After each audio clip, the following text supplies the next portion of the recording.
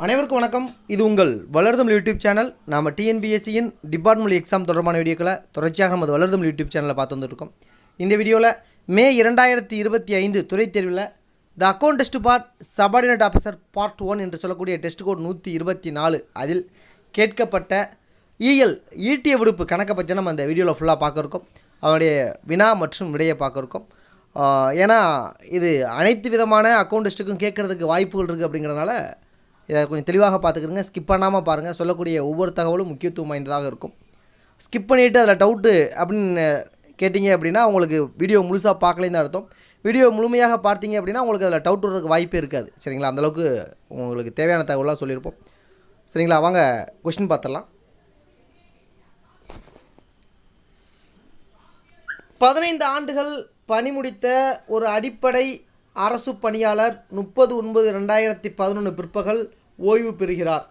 பின்வரும் விவரங்களின் அடிப்படையில் அவர் ஓய்வு பெறும் நாளில் அவருக்கு ரொக்கமாக்கி வழங்கத்தக்க ஈட்டிய விடுப்பு மற்றும் சொந்த காரணங்களுக்கான ஈட்டா விடுப்பு விவரங்களை கணக்கிடுக அப்படின்னு கேட்டிருக்காங்க.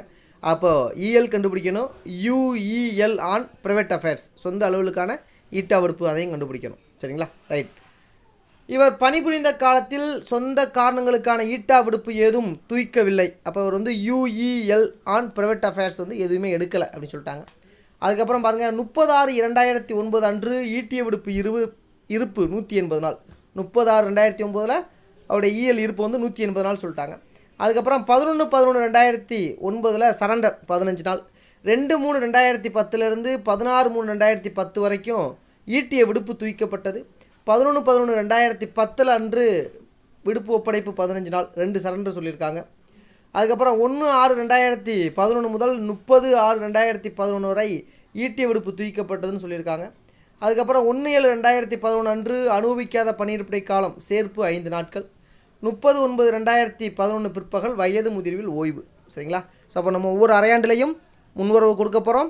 ஈட்டிய விடுப்பு எடுத்திருந்தால் கழிக்க போகிறோம். சரண்டர் பண்ணியிருந்தா சரண்டர் கழிக்க போகிறோம். வேறு எதுவுமே இல்லை. அனுபவிக்காத பணியிடை காலம் கொடுத்துருக்காங்க, அதை ஆட் பண்ணிக்க போகிறோம். ரொம்ப சிம்பிளாக செஞ்சிடலாம். ஓகேவா? ரைட். வாங்க ஆன்சர் பார்த்துடலாம். நம்ம வழக்கம் போல் இந்த அட்டவணை போட்டுக்கணும். ஈட்டியல் விடுப்பை பொறுத்தளவுக்கு அட்டவணை முக்கியம். நாள் விவரம், முன் வரவு, முன் இருப்பு ப்ளஸ் முன் வரவு, எடுத்த விடுப்புகளை 3ஆக பிரித்து துவக்கம் முடிவு நாட்கள்னு போட்டுக்கணும். கடைசியாக இறுதி இருப்புன்னு போட்டுக்கணும். இந்த அட்டவணை ரொம்ப முக்கியம். ரைட்டா? ரைட். அடுத்து கணக்கில் சொல்லியிருந்தாங்க 30/6/2009 இறுதி இருப்பு 180 நாள் அப்படின்னு சொல்லிட்டாங்க. ஸோ அதை போட்டாச்சு. அதுக்கப்புறம் ஒவ்வொரு அரையாண்டுக்கு முன்வரவு கொடுக்கணும்னு சொல்லியிருந்தோம். 30/6 அப்புறம் 1/7/2009 முன்வரவு 15 நாள், 180 + 15 195. அதுக்கடுத்து 11/11 ஒரு விடுப்பு ஒப்படைப்பு சரண்டர் சொல்லியிருந்தாங்க, அதை போட்டிருக்கோம். 15 நாள் சரண்டர். அப்போ 195 15 போச்சுன்னா 180. அதுக்கப்புறம் அந்த அரையாண்டில் வேறு எதுவும் இல்லை, அரையாண்டை க்ளோஸ் பண்ணுறோம். 31/12/2009 அரையாண்டு முடிவு, அந்த 180 நாட்கள் அப்படியே இருக்குது. அதுக்கப்புறம் 1/1/2010 ஒரு முன்வரவு கொடுக்குறோம். 180 + 15 195. அப்போ 2010 முதல் அரையாண்டில் பார்த்தோன்னா ஈட்டிய விடுப்புன்னு சொல்லியிருக்காங்க. 2/3/10 16/3/10 வரைக்கும் மொத்தம் கால்குலேட் பண்ணி பார்க்கணும். 2ஆம் தேதியிலேருந்து 16ஆம் தேதி வரைக்கும் கவுண்ட் பண்ணி பார்த்தீங்கன்னா 15 நாள் இருக்குது. அப்போ 195 15 கழிச்சிங்கன்னா 180. அதுக்கப்புறம் 30/6/2010 அரையாண்டு முடிவு, வேறு எதுவும் அந்த மேலே அந்த அரையாண்டில் எதுவுமே இல்லை. அப்போ 180 க்ளோஸ் பண்ணுறோம். அதுக்கப்புறம் 1/7/2010 முன்வரவு கொடுக்குறோம் 15 நாள், 180 + 15 195. அப்புறம் இந்த 2010 இரண்டாவது அரையாண்டில் பார்த்தீங்கன்னா 11/11/2010 ஒரு சரண்டர் சொல்லியிருக்காங்க, விடுப்பு ஒப்படைப்பு. அது 15 நாள் போக 180 நாள் இருக்குது. அரையாண்டை க்ளோஸ் பண்ணுறோம். 31/12/2010 180 க்ளோஸ் பண்ணிட்டோம். அதுக்கப்புறம் 1/1/2011 முன்வரவு கொடுக்குறோம், 15 நாள் கொடுக்குறோம். 180 + 15 195. அப்புறம் அந்த அரையாண்டில் பார்த்தீங்கன்னா 1/6/2011 ஈட்டி விடுப்பு எடுத்திருக்காரு. 1/6/11 30/6/11 வரைக்கும் 30 நாள் எடுத்திருக்காரு, ஒரு மாதம் ஃபுல்லாக எடுத்திருக்காரு. அப்போ 30 டேரெக்டாக கழிச்சலாம். 195 30 கழிச்சா 165. அதுக்கப்புறம் அந்த அரையாண்டில் வேறு எதுவுமே விடுப்புகள் எதுவுமே இல்லை. அதனால் 30/6/2011 அரையாண்டு முடிவு பண்ணுறோம். 165 முடிவு பண்ணியிருக்கோம். Okay, right. அடுத்து 2011 இரண்டாவது அரையாண்டு 1/7/2011 பார்க்குறோம். எப்போதுமே முன்வரவு கொடுக்கும்போது நம்ம ஒன்று பார்க்க சொல்லியிருக்கோம், அனுபவிக்காத பணியிடை காலம் இருக்கான்னு பார்க்க சொல்லியிருக்கோம். இருந்தால் ஃபஸ்ட்டு அதை ஆட் பண்ணணும்னு சொன்னோம்.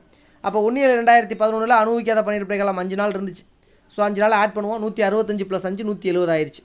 அதுக்கப்புறம் 1/7/2011 முன்வரவு அட்வான்ஸ் கிரெடிட் கொடுக்க போகிறோம். கொடுக்கும்போது பார்த்தீங்கன்னா வழக்கமாக 15 நாள் கொடுப்போம். ஆனால் இந்த கணக்கில் 30/9/2011 அவர் ஓய்வு பெறுகிறார் சொல்லிட்டாங்க. அப்போது இந்த இரண்டாவது அரையாண்டில் 2011 அவர் ஜூலை ஆகஸ்ட் செப்டம்பர் 3 மாதம் தான் வேலை பார்க்க போகிறான்னு நமக்கு தெளிவாக தெரியும். அப்போ முழு ஒரு மாதத்திற்கு 2.5 நாள் வீதம் 3 முழு மாதம் வேலை பார்க்க போகிறாரு. ஜூலை ஆகஸ்ட் செப்டம்பர் 7 8 9 3 மாதம். அப்போ 3 × 2.5 மாதம் பெருக்கணும்னா 7.5 மாதம் வரும். ஸோ 7.5 வந்து ரவுண்ட் ஆஃப் பண்ணும்போது 8 ரவுண்ட் ஆஃப் பண்ணுவோம். அப்போ அட்வான்ஸ் கிரெடிட் எவ்வளோ கொடுக்கணும்? முன்வரவு 8 மட்டும் தான் கொடுக்கணும். ஏன்? அவர் ஓய்வு பெறாரு செப்டம்பரில். அப்போ ஜூலை ஆகஸ்ட் செப்டம்பர் 3 மாதம் தான் வேலை பார்க்க போகிறாரு. அப்போ 3 மாதத்துக்கு 3 × 2.5 7.5 8 நாள் மட்டும்தான் முன்வரவு கொடுக்க முடியும். ஏற்கனவே 170 இருந்துச்சு, ப்ளஸ் 8 178.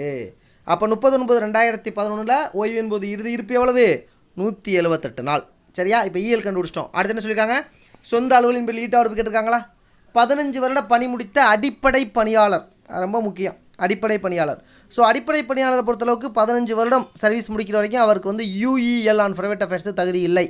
15 ஆண்டுகள் முடிச்சிட்டார் அப்படின்னா அவருக்கு மேக்ஸிமம் 180 டேஸ் எலிஜிபிள் இருக்குது. அப்போ அதனால் வந்து 180 நாள் அவருக்கு எலிஜிபிள் இருக்குன்னு கண்டுபிடிச்சோம். நமக்கு அது மூலம் தெரியும், அது ரொம்ப முக்கியம். சொந்த அலுவலின் பேரில் ஈட்டாவடுப்பு எதுவுமே எடுக்கலைன்னு சொல்லிட்டாங்க. அதனால் கட்டத்தை போட்டு எடுக்கவில்லைன்னு போட்டோம், விடுப்பு அனுபவிக்கவில்லைன்னு. அதுக்கப்புறம் கீழே எழுதுகிறோம், சொந்த அலுவல் பேரில் ஈட்டாவடுப்பு தகுதி 180 நாள். ஏன்? அடிப்படை பணியாளர் 15 ஆண்டுகள் ஒர்க் பண்ணுனா 15 வருஷம் முடிச்சிட்டாரு. சரியா? அதனால் 180 நாள் தகுதி இருக்குது. அதில் 50%ங்கிறது 180ல் பாதி எவ்வளவு? 90 நாள். ஃபைனலாக நம்ம முடிக்கிறோம். 30/9/2011 ஓய்வின் போது ஈட்டிய விடுப்பு 178 நாட்களும் சொந்த அலுவல் பேரில் ஈட்டா விடுப்பு 90 நாட்களும் அரசுக்கு ஒப்படைப்பு செய்து காசாக்கப்படும் அப்படி எழுதி கணக்க முடிக்கிறோம். சரிங்களா? ஸோ இதில் தான் டவுட் இருந்தால் கமெண்ட் பண்ணுங்கள். டவுட் வரதுக்கு வாய்ப்பில் அந்தளவுக்கு தேவையான கண்டென்ட்லாம் சொல்லிட்டோம். ஓகே, மீண்டும் மற்றொரு வீடியோவில் சந்திப்போம். நன்றி.